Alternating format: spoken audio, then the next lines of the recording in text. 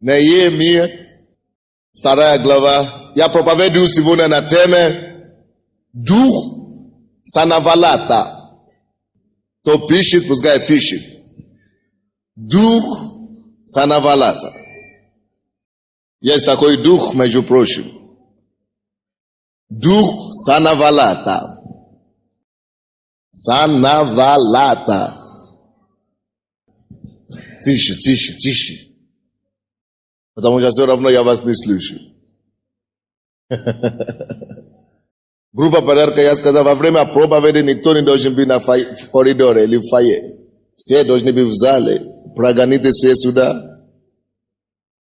Дух Санавалата.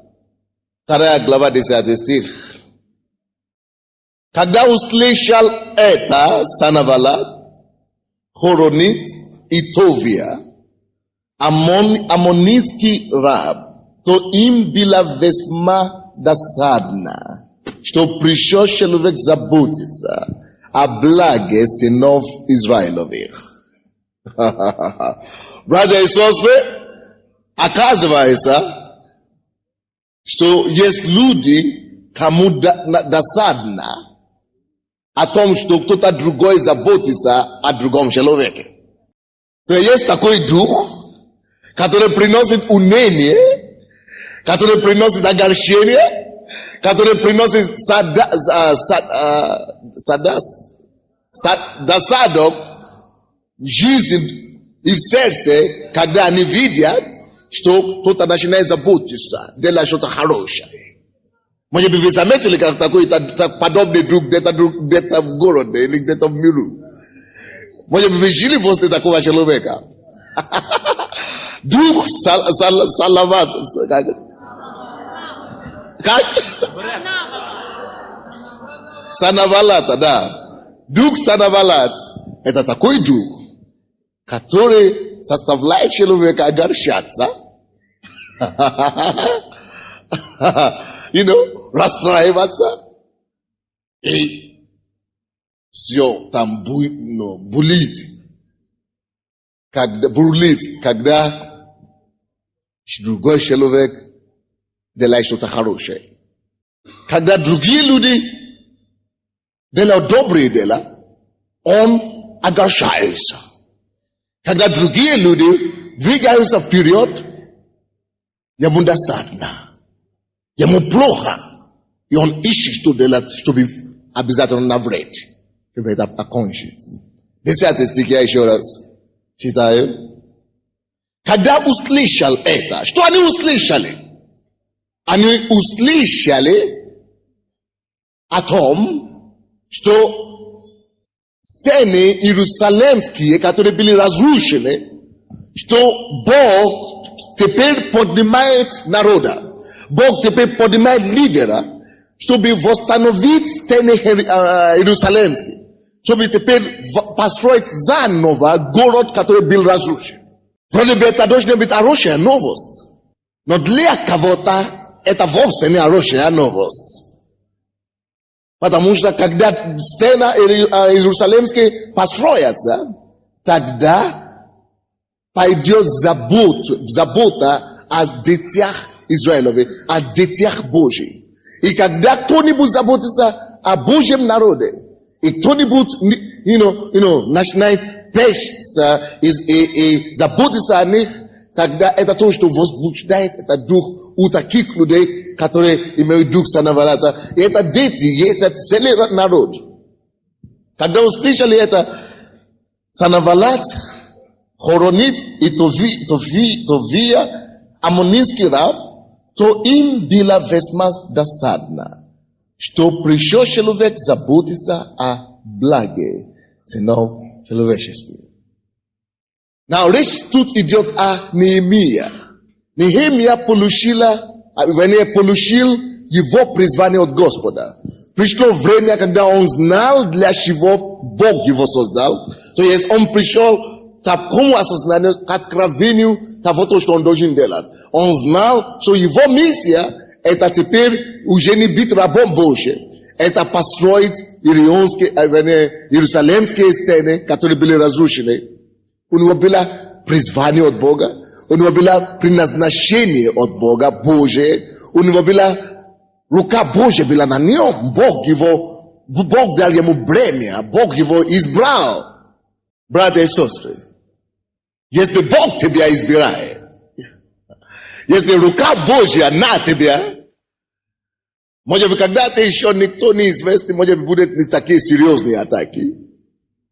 Но как только, что ты начинаешь приближаться к твоему предназначению или к твоей миссии, за которой Бог тебя создал, тогда весь ад обрушивается, просыпается. Ад, сатана и нечестивые люди, и их агенты постараются остановить любого человека, кто призван Богом, чтобы он не осуществил то призвание, которое Бог имеет для них. И тех людей, кого дьявол всегда использует, часто использует, чтобы огорчаться и чтобы противодействовать тому, что Бог хочет делать. Я сегодня хотел бы назвать дух Санавалата, или как? Санавалата. То есть это дух, противный дух, и его не должен быть у вас. Прежде всего, исследуйте свое сердце. И будьте уверены, что ваше сердце чисто, и когда кто-то просветает, что ты радуешься, а не огорчаешься. Прежде всего, как христиане, мы должны заботиться о нашем сердце, потому что такие люди, они автоматически призывают гнев Божий на себе. Автоматически. И Бог сражается с такими людьми. Сражается с такими людьми. Но как это начало в жизни Неемия? Давайте посмотрим первую главу. Он был в рабстве в Вавилоне, или где он был? Он был в рабстве. И, вы знаете, Вавилонский царь был могущественный царь, и его империя была самая великая империя тогда. Он пришел и завоевал Израиль, опустошил Израиль, порабощал его народ, и там они оставили стариков и инвалидов в израильской земле. А здоровых людей они собрали в плен. И стены и город разрушили, сжигли город. Стены разрушились. Это был красивый город Иерусалим. И давайте будем читать 2 стиха, 1 главы. И пришел Ханани, один из братьев моих. Это пишет здесь Неемия сам. Что один из его братьев, далеких родственников, пришли в Вавилон теперь. Он пришел из Иерусалима, из Израиля, навестить его в плену. Один из братьев моих, он и несколько человек из Иудеи, и спросил я их об уцелевших иудеях, которые остались от плена, и об Иерусалиме. Он был в плену, но он переживал о своей родине. То же самое, вы понимаете, что такое плен? Такая ситуация, что во время Второй мировой войны, вы помните, что советские фашисты напали на Советский Союз, допустим, не Советский Союз, скажем, Польшу. Они полностью захватили Польшу, так? Они порабощили их народ. Они вывезли людей в плен в Германию, чтобы работать на фабрике, те, которые здоровые. Те, которые из них, они в концлагере сажали их. Но остались все равно поляки в стране, правда? Но они были как рабы, и они были под контролем фашистов все равно. И один из тех, который был там в Германии, Вавилона, он был хорошим человеком, молодым человеком Неемия. Он постоянно, это естественно, те, которые вывезли из своей родины, постоянно думают о родине, правда? Они думают, как мои родственники, как наш город, как мои родная земля и так далее. Неемия был подобный человек. И он видел один человек, который приехал, и некоторых людей, которые приехали из его родины, и он спросил у них об Иерусалиме и других иудеях, о своих земляках. которые остались там.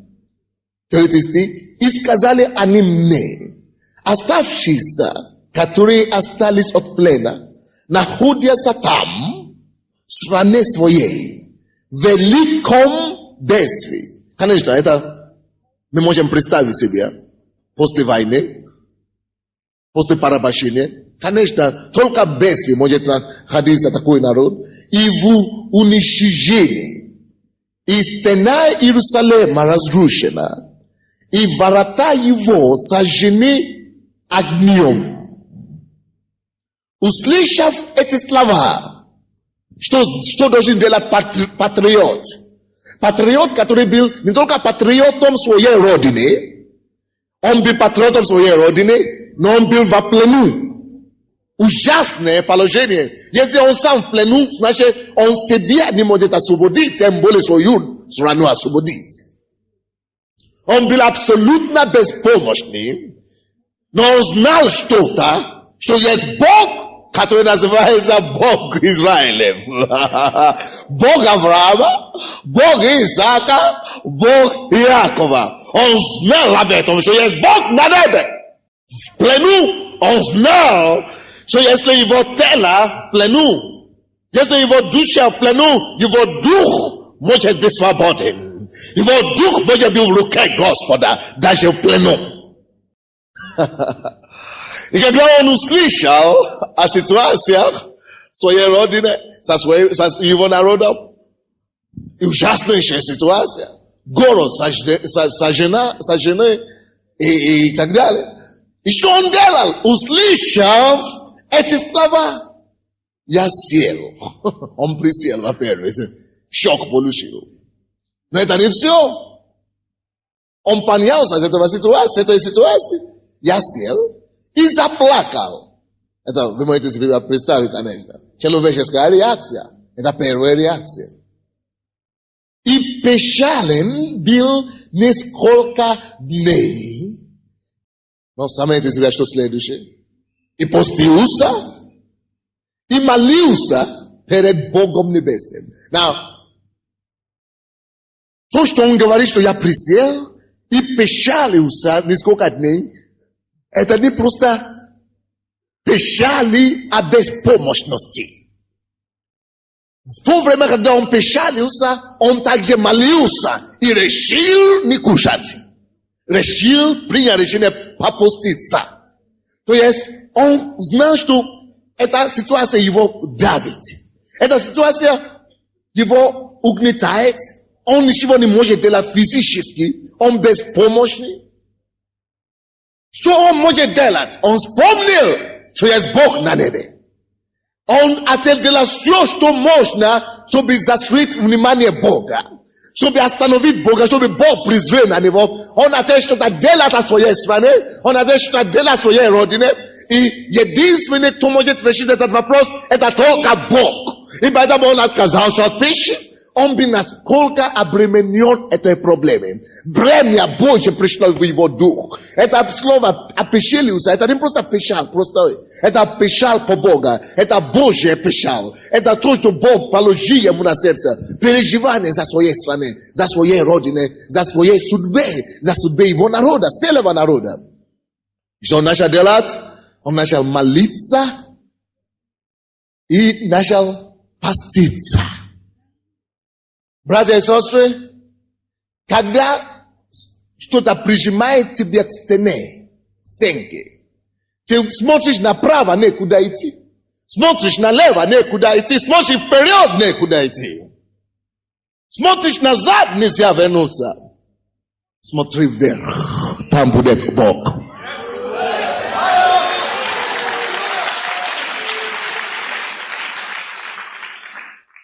Нет невозможной и безвыходной ситуации для детей Бога. Если вы знаете своего Бога, братья и сестры, вы найдете выход с любой ситуации. Если вы будете знать своего Бога, я говорю вам, вы найдете выход с любого обстоятельства. Если вы только будете знать, что Он сотворил все, И без него ничего не начало бить, и всех то, что начало бить. Если только вы будете знать, что он владыка неба и земли. Если только вы будете знать, что он сотворил все видимое, луна, солнце, звезды, деревья, земля, все видимое он создал.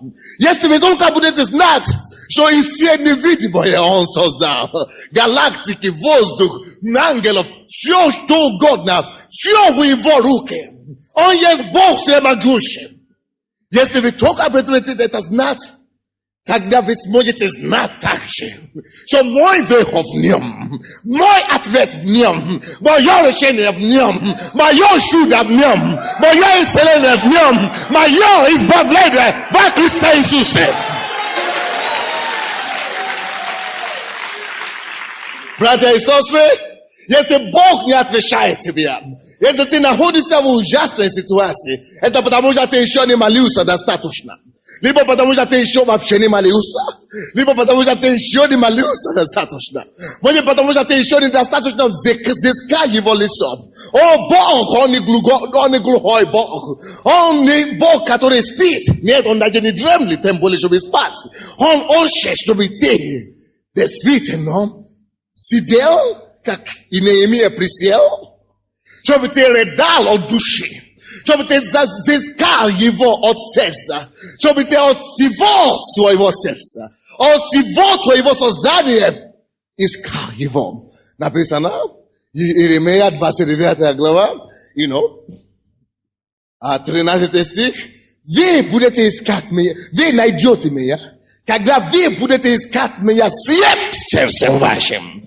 То, что делал Неемия, и плакал, опечалился, воплями взывал Господу. Это не демонстрация эмоций, это не демонстрация депрессии, это не демонстрация безвыходности. Нет, как раз это выход он нашел. Когда он нашел выход, он знал, что это выход не придет в реальности, пока он не будет всем сердцем его искать Господа. Стена, некуда идти. Смотри вверх. Псалом 121. Буду смотреть на горе. Откуда приходит помощь моя? Помощь моя приходит от Господа, который сотворил небо и землю. Откуда придет помощь твоя? На кого ты смотришь? О, у меня есть Бог. У меня есть Бог, который сотворил небо и землю. На него я уповаю. На него я смотрю. И он избавит меня. Он не посрамит меня. Он не оставит меня в беде. Он избавит меня. Он поднимет меня. И он посрамит врагов моих.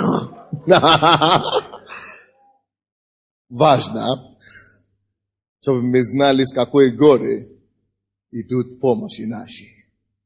Amen. Now, сразу после этой молитвы, первой главе, сверхъестественное чудо Бог сотворил. Он нисколько дней, он не выходил на работу. Он просто сидел и молился, постился, просто взывал Господу подряд нисколько дней, потому что он был рабом. Он был в плену. Он не мог ничего иначе делать, чем искал лицо Бога. Враги были сильнее его. Первый же день, когда Неемия вышел на работу. Now, он сам не сказал царю ничего абсолютно. О том, что он слышал, и о чем он уже начал молиться несколько дней, он ничего не сказал. Царь сам видел. Now, Бог сделал для царя невидимое, Бог сделал видимое для него.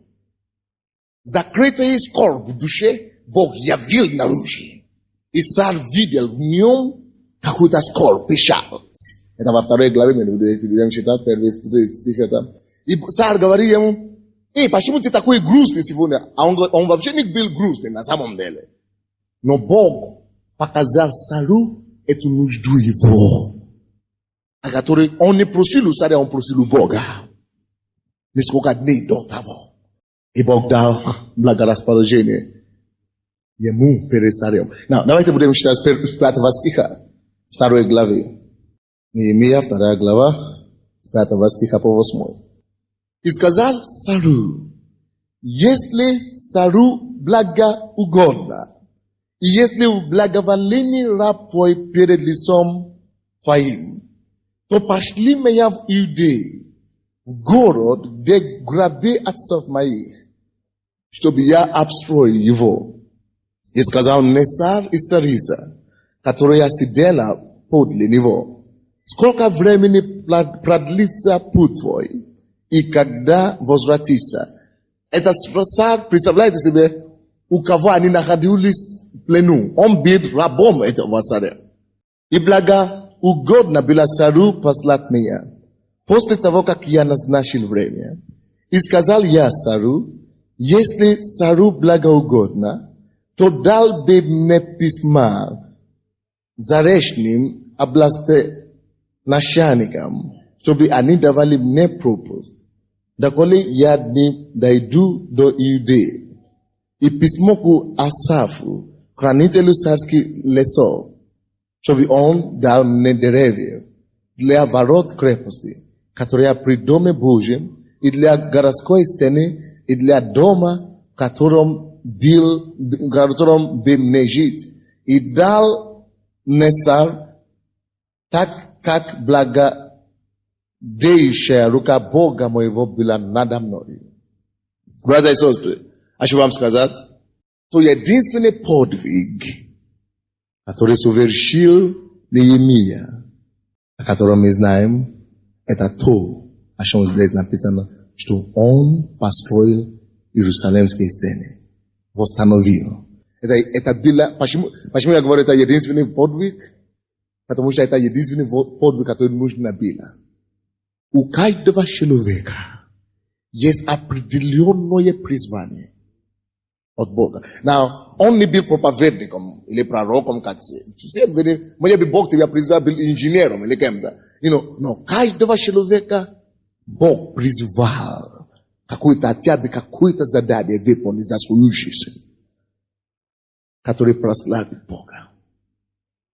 Для Неемия это восстановить Иерусалимские ворот и стены. И когда эта нужда появилась, когда все люди не знали, все остальные были в рабстве, как обычно. Но он не был равнодушным. Он знал, что это переживание не зря. Братья и сестры, один из способов, как вы будете знать свое предназначение в жизни, это судья по тех бремени, тех тяжести, молитвенности, тех переживаний, которые Бог будет допускать в ваши сердца и присылать, может быть, даже вам. Через бремя, через переживания, через эти какие-то бремя, которые будут сверхъестественно ложиться. Может быть, другие равнодушны к этой вещи. Может быть, вы слышали какой-то новости. Другие равнодушны к этому. Но у тебя бремя в этом. И через это бремя, через это печаль, через это огромное азивость, которое Бог тебе дал, относительно этой проблемы, может быть, Бог хочет тебе что-то сказать этим. Что им промоли это. Как Неемия он взял это бремя, он присел и промолил эту нужду. И Бог услышал, и послал ему милость, благорасположение в глаза царя земли и царя небесный. То есть, я говорю о том, что мы с вами призваны, и если речь идет о церкви, я хочу вам сказать, что мы все есть церковь, не дом Кутыры Королева есть церковь, и не это есть церковь, не название церкви. Мы есть церковь как таково. Аминь. Если говорится, если речь идет о церкви на Украине, я хочу вам сказать, что таким же образом есть предназначение какое-то, которое Бог поручает церкви, телу Христову здесь на Украине, задачи, которые мы должны выполнить здесь на земле. Наше время, наше поколение. Now, конечно, мы можем отвернуться от этой задачи, и мы можем его не выполнить. Но мы будем отвечать перед Богом. Я чувствую, что мы живем очень ответственное время, как Неемия. Nash Naruto je bila urabsve dolga vremena. Brother и сестры, мы единственное поколение, я об этом говорил уже. Мы единственное поколение, единственные люди, которые будут жить в этом отрезке времени. Никто больше никогда не вернется и не будет жить в этом отрезке времени, который мы живем с вами. Кроме нас, никто не жил в коммунизме. И через 100 лет, и через 10 лет, никто не будет жить и знать, что такое коммунизм. Now, единственное поколение между коммунизмом, атеизмом в прошлом, неверия в прошлом, безбожества в прошлом, и какое бы ни было поколение, последующее поколение, единственное, кто живет в этом промежутке времени, это мы. И то, что мы сделаем, и это то, что определит, какое будет вообще нация, и какая будет вообще поколение следующее, грядущее. Они уже не смогут это делать, потому что они не были там. Мы единственные, кто живет в этом отрезке времени. И поэтому, и в связи с этим, Бог имеет особое предназначение для церкви этого поколения. И, братья и сестры, я не здесь на Украине случайно. Я здесь, чтобы творить волю Божью, и его я совершу.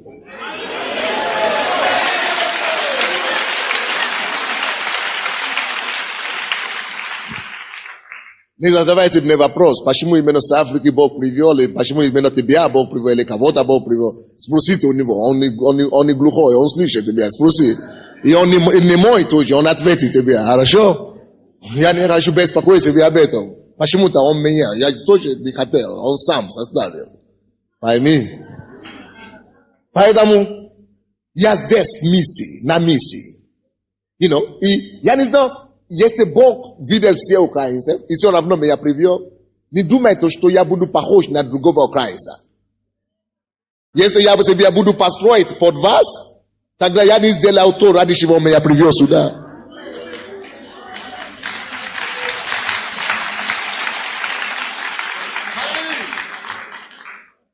Но потому что работа его должна быть сделана и выполнена. Он меня привел, и я не скомпромиссирую это. Ни за что, Ни за что, абсолютно. И я знаю, что я один не могу ничего делать абсолютно, ноль. Но я бремя в моем сердце. Есть огонь, который горит в моем сердце, в моей душе, в моих костях. С утра до вечера.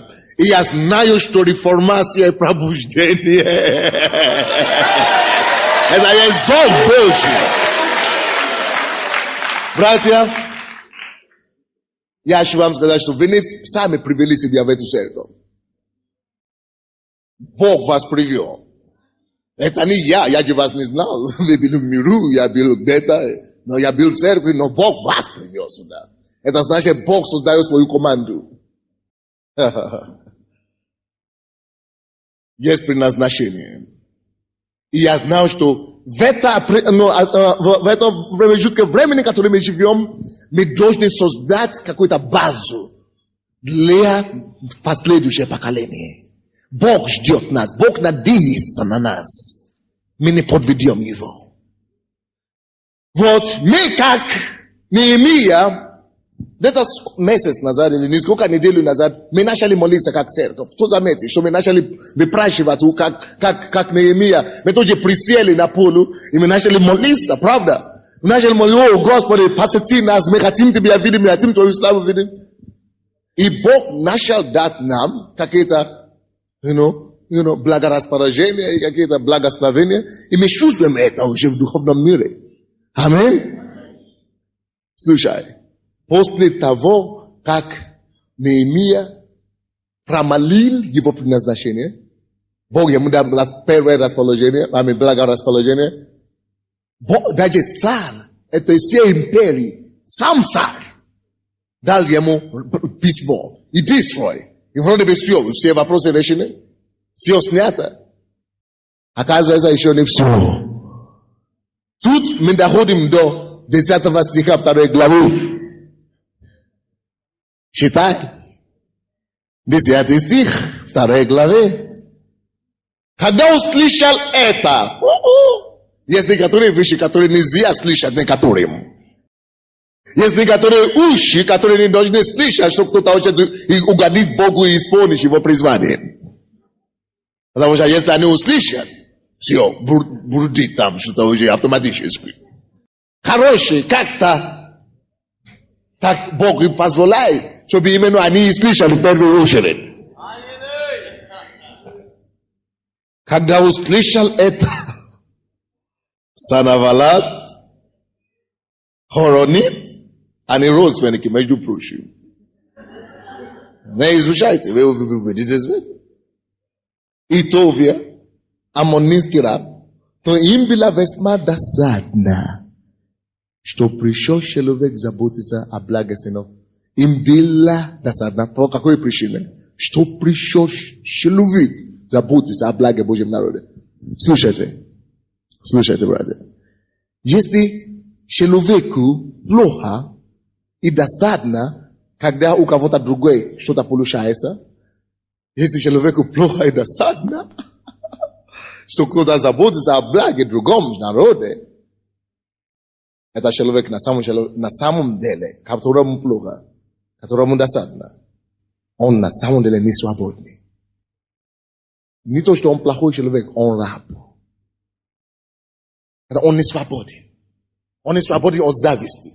Он не свободен от процветания других. Он не свободен, он раб душевный раб. Так и написано. Посмотрите в 10 стихе. Так. Аммонитийский чего? Молодец. Ты и я, поэтому Бог нас нашел и привел нас в церковь, чтобы мы освободили от рабской теологии. Я не слышал уже ваш голос.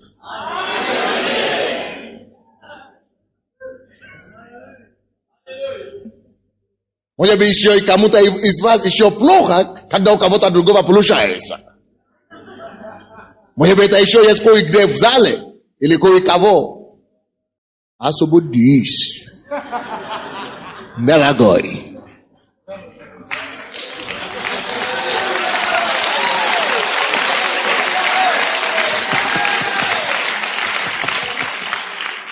Не должно быть так. Конечно, все это не произойдет за один день, я понимаю. Но вот, а тебе борись против себя. Не начни делать, как это Санавалат, который вместо, чтобы он боролся против себя, против этого чувства зависти в себе, он начал наоборот бороться против людей, у которых что-то получается. Направи свое оружие не в тот адрес. Хороший. Это произошло больше 3000 лет тому назад. Несмотря на расстояние времени, немного чего изменилось в сердцах и людских душах. Сегодня также, за 3000 лет, люди не научились. Продолжают совершать тот же самый грех. Тот же самый дух. Савалата.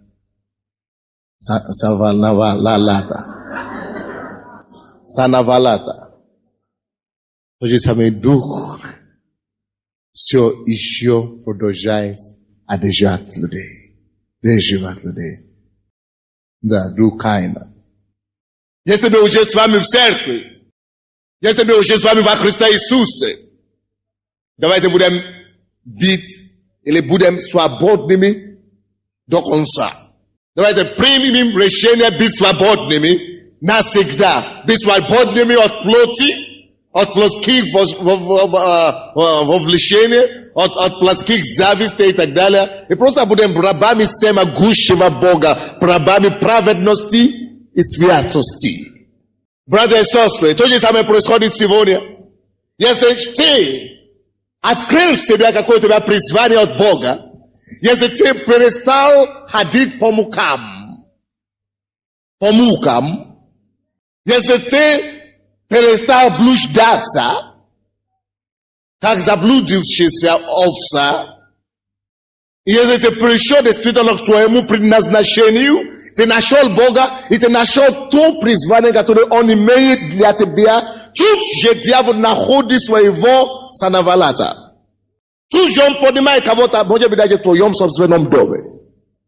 Не смотри на меня так.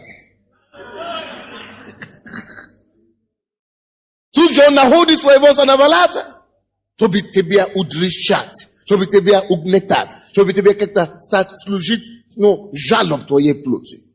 Дьявол всегда найдет своего сановалата. Hello? Не брось твое призвание из-за сановалата. Не брось твое предназначение из-за какого-то сановалата.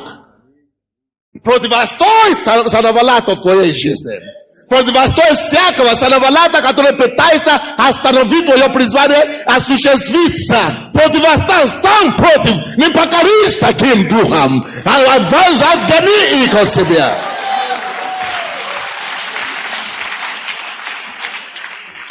Я хочу вам сказать, я не обижен, я не расстроен, я не, у меня нету чувства мести at all, вообще такого духа у меня нет, у меня вообще нету такого чувства мстить или, отомстить или бороться или, играть слов, не. Но я должен вам сказать истину, потому что мне одно тело, и мы призваны к общему заданию, к общей работе. Мы только что раскрыли себя, наше главное призвание, то, к чему Бог призывает нас как церковь, не только как одна церковь, слово веры, не. Как церковь, как часть тела Христа. Я не знал, почему Бог тянул нас таким. Но у нас есть определенное место в теле Христа в этой стране. Есть определенное место для церкви слова веры в теле Христа на Украине. И для каждой церкви есть определенное место. Мы должны исполнить свою роль. Если мы не исполним свою роль, никто не исполнит за нас. Другие не смогут исполнить свою роль.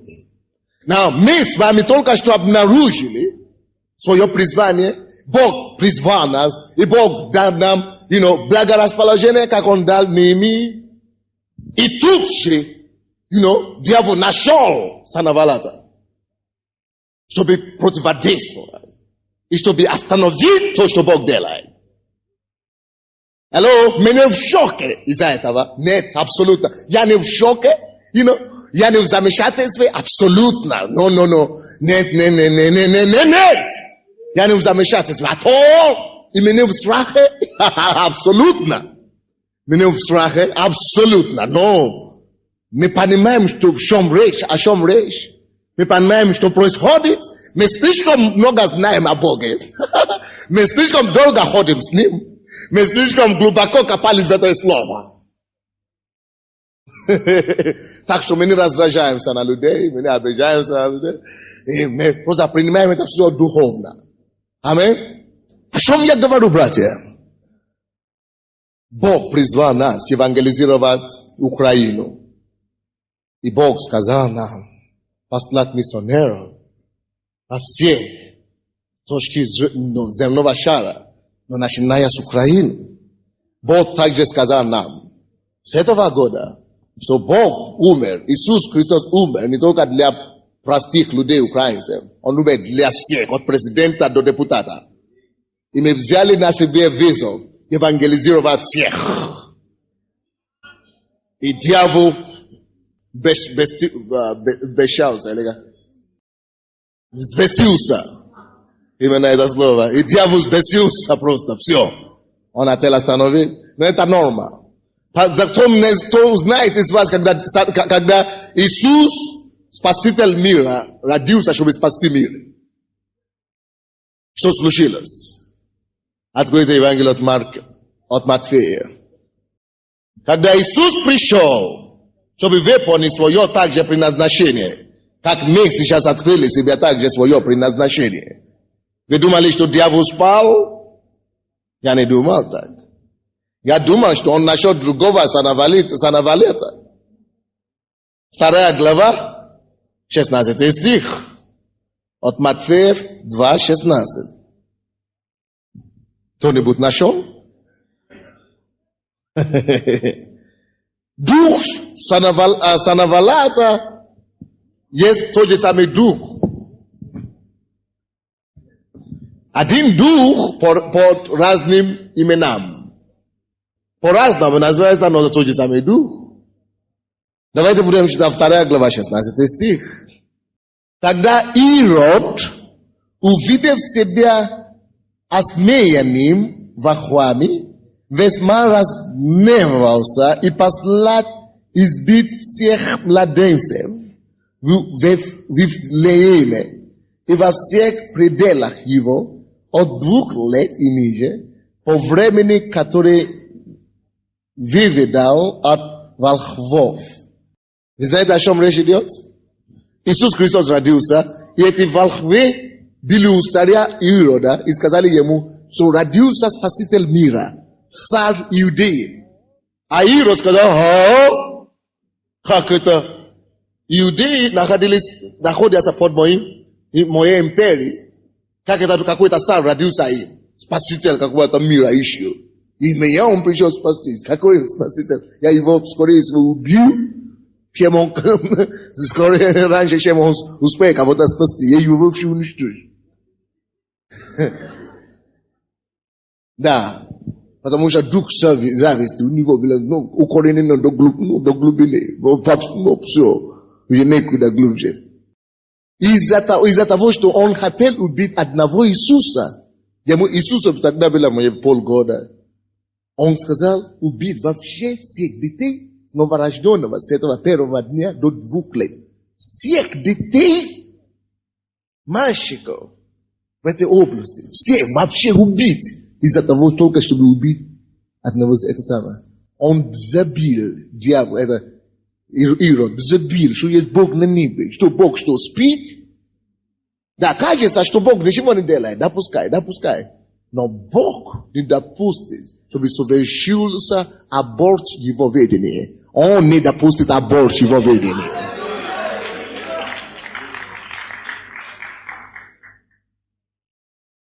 И Бог, конечно, знает, как защищать своего народа. Бог знает, как защищать свое ведение. Бог знает, как защищать того, кого Он избрал. Алло! Не важно, кто слышит меня, и не важно, кто здесь присутствует. Я хочу вам сказать, что эта церковь не родилась по воле человеческой. Не с Андреем она родилась.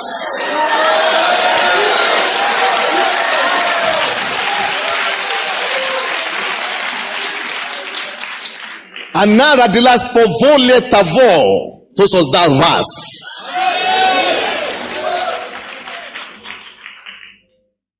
И он знает, как защищать своего ребенка.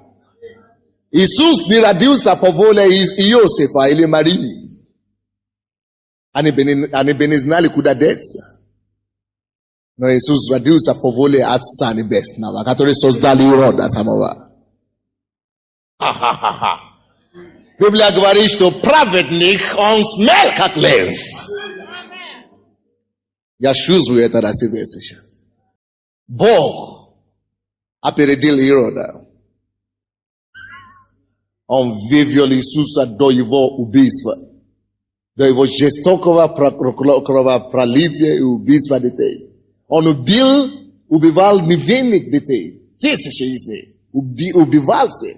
И матери стали, начали плакать и рыдать. Но Иисуса, кого он хотел убить, из-за которого он убил тысячи, остался жив.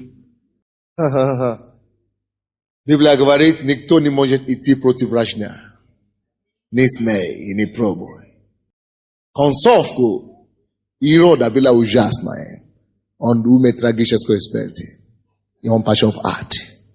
Как только что это было первый раз в Новом Завете, Иисус остался жив, и он выполнил свое предназначение, поэтому мы с вами спасены сегодня.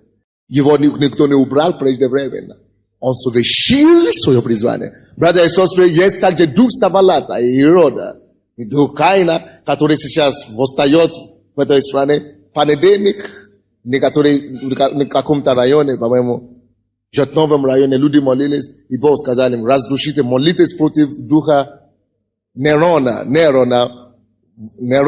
в Україні. So Дух Нерон поднимается. Нерон это был один из царь империи, Римской империи, император Римской империи, который безглавил христиан, который послал львов, чтобы сжать христиан живых. Он говорит, отрекитесь от веры, или я убью вас. Они не отреклись от веры.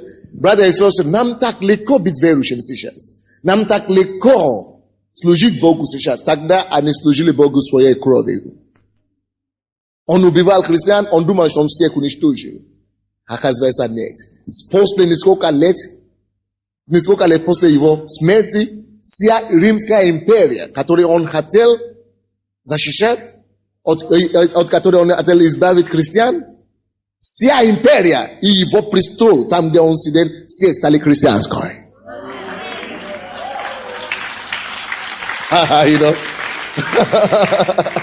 Вся стала христианской абсолютно. Никогда такого не было. Но это сбилось именно после того, как он думал, что он уже уничтожил всех христиан. О, Господь. Попробуй сражаться с Богом. Подними свой меч, укажи на Бога. И посмотри, что будет. Почему я это говорю? Потому что любой, кто поднимает свой меч на тебя, поднимает его на него. Потому что ты не послал себя. Он говорит, если кто принимает вас, принимает меня. Пускай кто-то попробует отвергать тебя. Короче, это норма. И мы должны это принять как норма вещей. Но чтобы не случилось трагедии, я вам докажу, чтобы не случилось то, что случилось во время, допустим, то, что случилось во время Нерона, это было общее национальное такое гонение на христиан. Но то, что мы сейчас переживаем, это просто дьявол хочет абортировать видение Божие. И мы можем это приостановить силой, которую использовал Неемия. Он использовал какой-то силой, и он приостановил награждение или нападение сатаны. Он приостановил, и он победил дух сатаны. И мы можем тоже победить этот дух. Поэтому мы должны знать слово. Поэтому мы должны знать соответственно, как нам двигаться, как нам действовать. Я быстренько. Посмотрите, когда Дух... Откройте, пожалуйста, это самое Деяния апостолов, 12 глава. Деяния 12. Я быстренько закончу. Я знаю, что наше время... Но вы должны просто слышать эту проповедь до конца. Постарайтесь.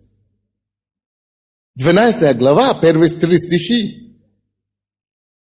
Опять Ирод. Но теперь на этот раз другой Ирод. Но тот же самый дух Санавалата. С 1 стиха по 3 стихи. В то время царь Ирод поднял руки на некоторых из принадлежащих церкви, чтобы сделать им зло. И убил Иакова, брата Иудова, мечом. Видя же, что это приятно иудеям, вслед за тем взяли Петра. Когда били дни опресников. На, братья и сестры, когда тот же самый дьявол, он не находит новый метод, у него тот же самый стратегия. Всякий раз, когда Бог собирается что-то делать могущественное, дьявол поднимает духа Санавалата, чтобы делать еще что-то двойное хуже. Ужасное. Церковь, когда Бог родил Иисуса, дьявол поднял Ирода, дух Санавалата, он убил 7 младенцев мужского рода, чтобы убить Иисуса, но Бог все равно победил.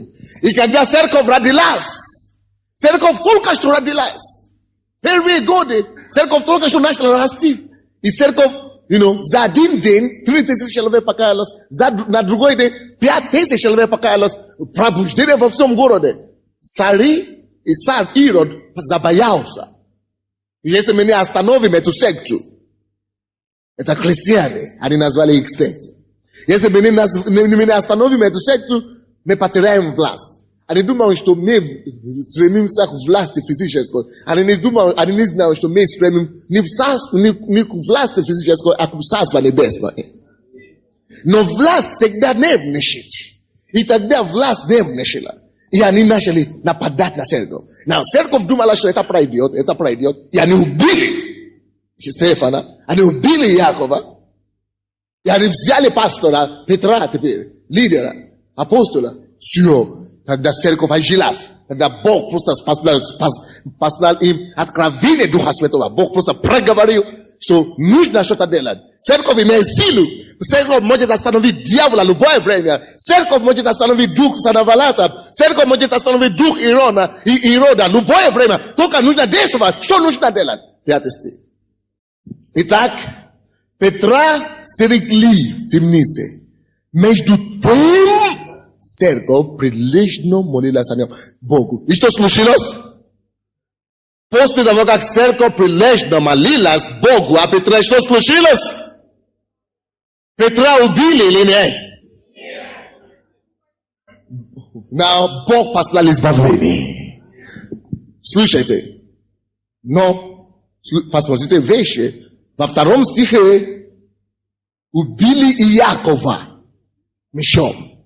Почему убили Иакова и не могли убить Петра? Какая разница?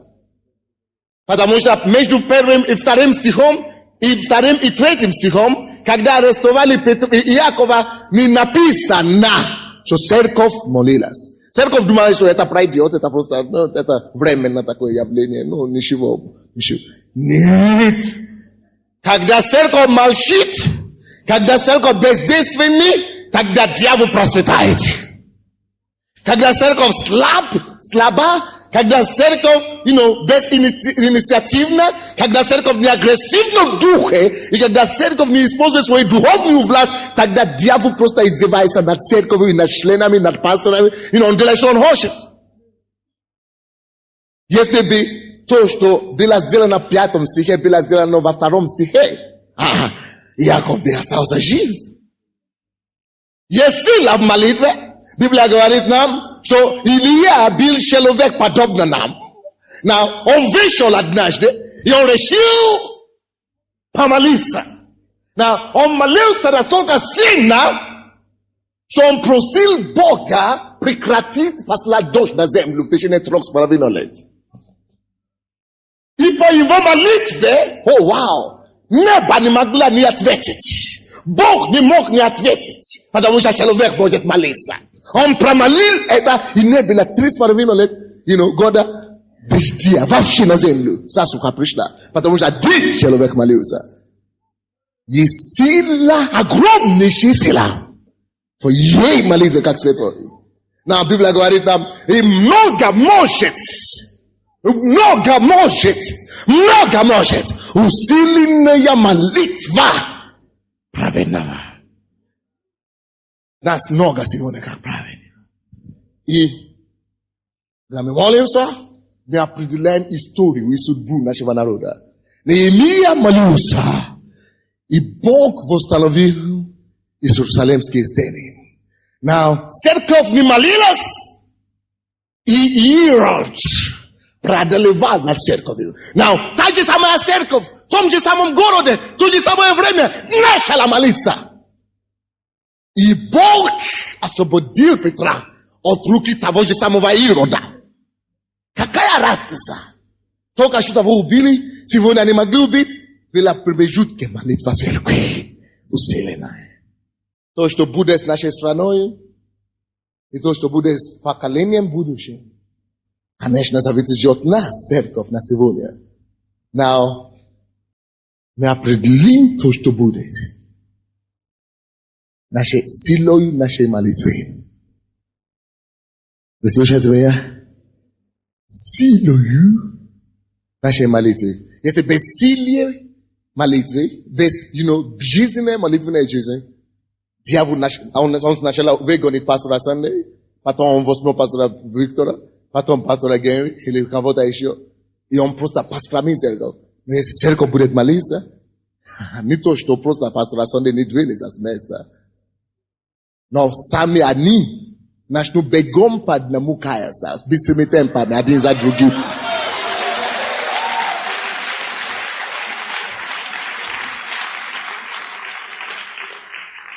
Поэтому что мы решили делать? В каждом районе Есть молитвенная группа, с утра, с 6 утра.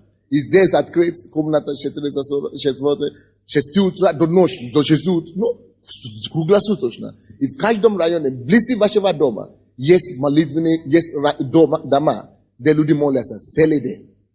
Поэтому вы звоните в свою домашнюю группу, звоните в свой координатор, и посмотрите, где в моем районе молятся, где квартира, где молятся, и присоединился. Если ты можешь молиться час, приходи на час, молись, иди домой. Или ты можешь на 6 часов, приходи, молись 6 часов, иди, молись домой. Другие продолжают молиться, и вы увидите, что будет.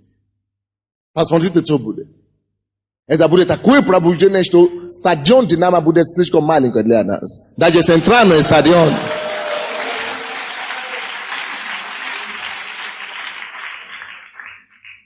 Все церкви будут переполнены, и дома культуры не хватит.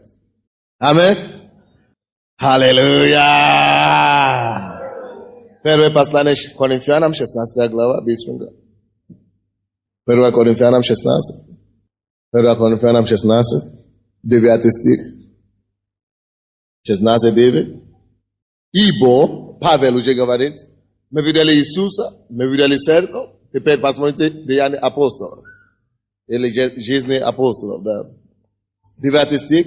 Ибо для меня отверста великая и широкая дверь, и противников много. Напишите себе то, что я скажу следующее. Тем больше возможностей Бог дает тебе, тем больше врагов ожидай. Но, может быть, я не совсем правильно, я не совсем точно, может быть, вы не совсем меня слышали. Тем больше, тем шире дверь Бог открывает перед тобой, тем шире Он открывает дверь, тем больше возможностей Он тебе дает,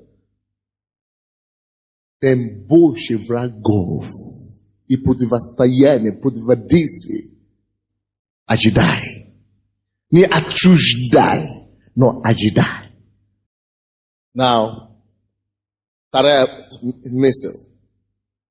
Тем больше противостояний и противников, тем больше победы.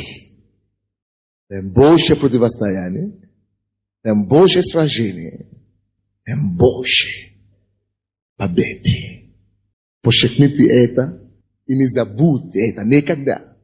Тем больше противостояния у тебя в твоей жизни, тем больше побед Бог готовится для тебя. Я заканчиваю. Неемия обратно. Неемия обратно откройте, пожалуйста, 4 главу. Заканчиваю. Неемия, 4 глава. Как же Неемия победил этого духа Санавалата? Как он победил? Давайте быстренько посмотрим. У него было 2 оружия победы. И те же самые оружия принесут тебе победы. 4 глава Неемия, 1 по 3 стихи сначала. Когда услышал Санавалат, что мы строим стену, он рассердился. Бог изделяет женщину, которая предстоит операции по-женски. Пожалуйста, положите руку на себя, принимайте исцеление. Он рассердился и много досадовал и издевался над иудеями. Слушай, ты скажи, где Бог в это время? Издевался. Но это пора до времени. Вы слушаете? Дьявол может делать много чего, но это пора до времени. Все равно победа за Богом. 2 стих. И говорил при братьях своих и при самарийских военных людях и сказал, что делают эти жалкие идеи. Это знакомо вам? Назвать народа Божьего жалкими негры. Я уже слышал такое. Что вы едете к этому? Никуда, некому идти, что нету, человека нету в городе или что ли, что негру ходит. Что нету нормально, нету человека вообще. Они уже даже негра за человека не считают. Молодец. Parado времени. То же самое история повторяется. Что делают эти жалкие иудеи? Народ Божий назвал жалкими. Ну, ты даешь. Неужели им это дозволят? Неужели будут они приносить жертвы? Неужели они когда-нибудь кончат? Неужели они оживят камни из груд праха? И притом пожженные? Атавия, аммонитянин, бывший подле него, сказал: пусть их строят. Пойдет Лисиса и разрушит их каменную стену. Это издевательство вообще. Лисиса разрушит каменную стену. Лисиса. Да. Слушайте, о чем это говорится? Это говорится издевательство. Братья и сестры, смотри на меня. Когда у тебя есть призвание Божие, дьявол будет... Человек, у кого есть лимфиоз, это здесь шея, положите руку, пожалуйста, Господь исцеляет вас серьезно. Во имя Иисуса Господь исцеляет этого человека. Слушайте, братья, когда у тебя есть конкретное призвание от Бога, не только появится дух Санавалета, но он будет атаковать вас со всех сторон. Он будет атаковать. Если вы будете считать, у меня нет времени, вы можете в этих стихах, которые я читал, вы увидите, что были разные формы атаки. Были психологические атаки. Когда он говорит, что жалкие люди, эти жалкие иудеи, что они могут строить? Дьявол будет давить на тебя психологически. Через твои мысли, через твои головы, чтобы ты сомневался в могуществе твоего Бога. Но будь подготовлен для этого. И на нас сейчас дьявол давит физически, психологически. Кто-то сказал: найдите компроматы на пастора. Распустите слухи, что он не пастор, он бизнесмен, он зарабатывает деньги. Я никогда не занимался бизнесом в своей жизни. И не буду. Пускай дьявол говорит, что он хочет. Психологически мы готовы принять его удары. И будут физические атаки тоже. Потому что они хотели пойти и побить их, уничтожить их. И на меня тоже есть физические. Поэтому если вы видите, что я не буду принимать людей, я не хочу, чтобы много людей скопились возле меня. Потому что ты не знаешь, кто есть кто. Ты думаешь, что все хорошие, как ты, оказывается, что ты обманываешь.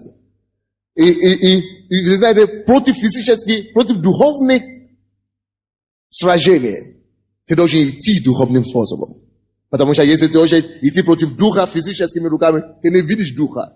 Он тебя будет бить, и говорит: где он находится? Поэтому только против духов надо только идти духовно. И против психологических атак надо идти против через Слово Божие. А против физических атак тебе надо идти физически. Если ты говоришь, что меня бил, меня отец бить или побить, я буду молиться. Глупец, читай Библию.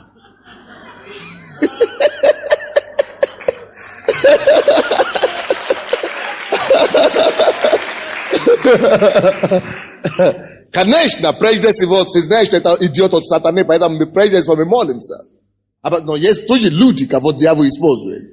И людей мы ставим на место. Вот, были такие все атаки на детей Израилевых, это были психологические, физические, и были, даже законодательные атаки. Через закон, через постановление, они хотели задавить их. Не забудьте эти все три, особенно три атаки. Там будут психологические атаки против тебя, если у тебя есть призвание от Бога.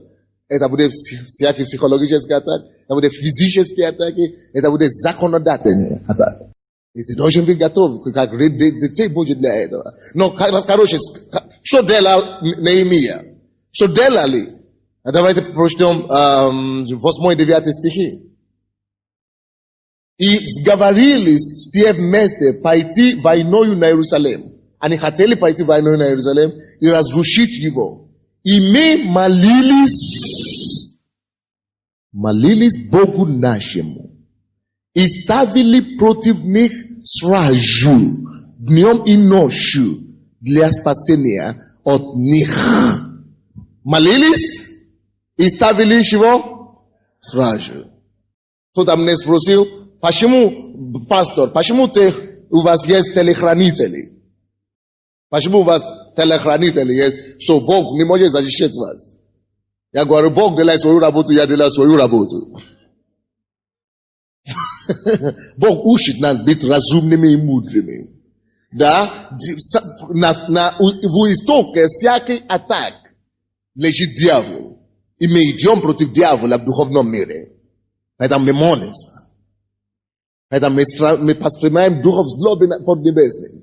Но есть люди, хулиганы, есть люди, которые не послушны Богу. Библия говорит, что будьте осторожны с теми, которые внешними, потому что не у всех есть вера. И здесь то же самое. Они молились, и что делали дальше? Конечно. Они ставили стражу днем и ночью, чтобы спасаться от физических атак. Так что читай Библию хорошо, дорогой. Иисус сам, когда его, несколько раз, его время еще не пришло, он знает, что нет, это еще не мое время. Они пришли его взять, он убежал потихонечку оттуда. Он уходил. Он уходил. Бог сам его вывел. Он говорит, дьявол идет сейчас, и у меня ничего общего с ним нету, давайте пойдем отсюда. Он не сказал, я герой, я сын Божий. Пускай побьют, не буду чувствовать. Не. Да, есть иногда, когда Бог будет позволить такое, чтобы они что-то делали, ты не будешь чувствовать. Когда Бог знает, что ты сам не можешь принимать никакой шаги, охраны физические, поэтому Бог просто даст сверхъестественное. Аминь.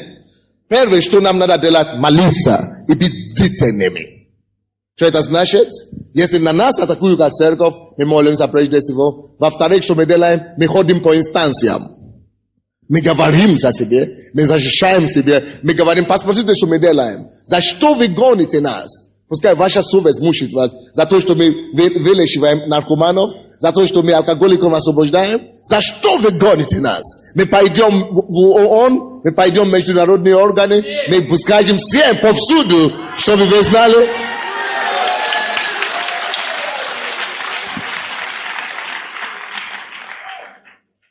Молимся и держим стражу. Чтобы весь мир знал, что коммунизм не вернется на Украину, атеизм не вернется на Украину во имя Иисуса Христа. Это первый. И твоей жизни тоже.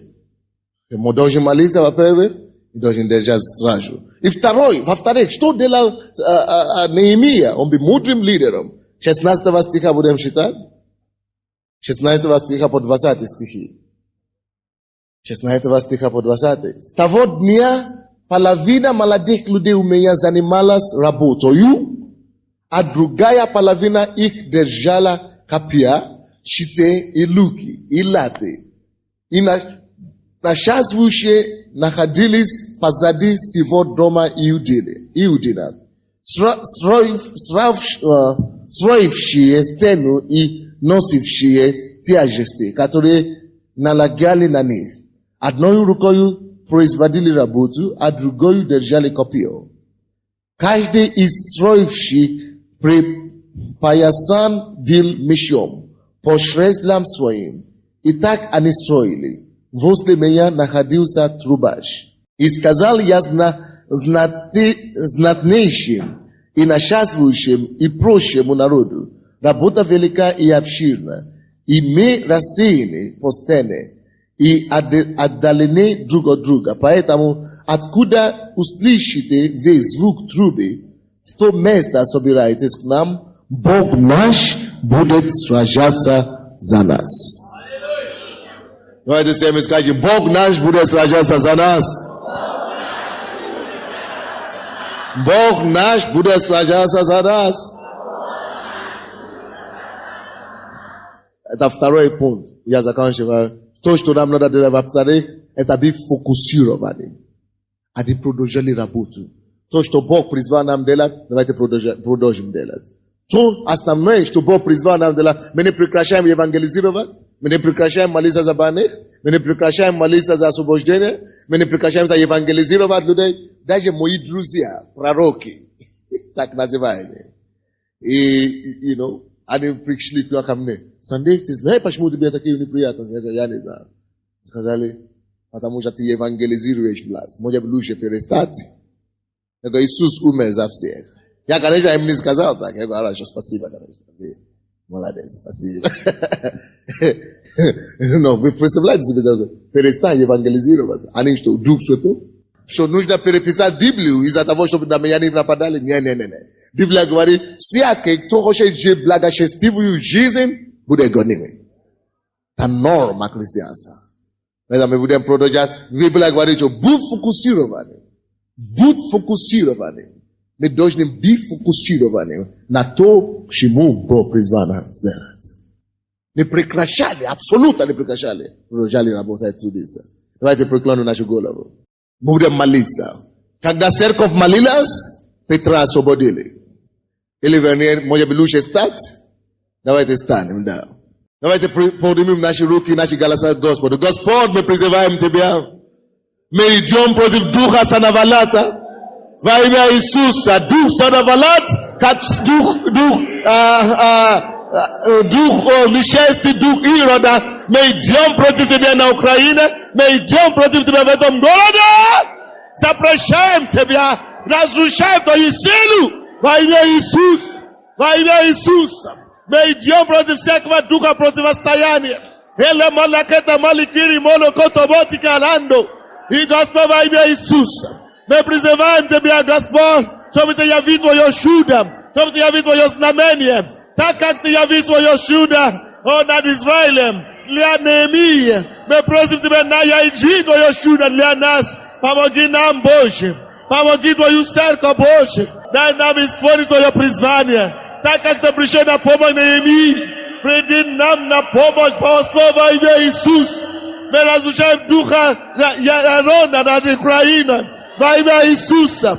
Дух народ. Мы разрушаем Тебя. Мы выгоняем Тебя вон. Вон с Украины. Вон с нашей земли. Вон с нашей страны. Во имя Иисуса. Мы идем против духа Санавалата. Мы идем против гонений. Мы идем против всякой нечисти, препятствующей сил. Прекратите ваши действия. Прекратите ваши разрушительные действия. Во имя Иисуса. Противостоим дьяволу. Убеги от нас. Мы призываем пробуждение. Мы призываем пробуждение. Пробуждение. Пробуждение. Во имя Иисуса. Пробуждение на Украине. Пробуждение на Украине. Пробуждение в Киеве. Пробуждение над городом нашим.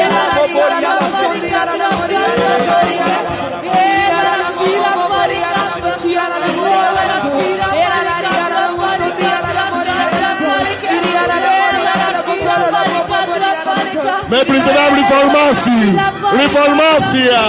Реформация на Украине. Именем Иисус.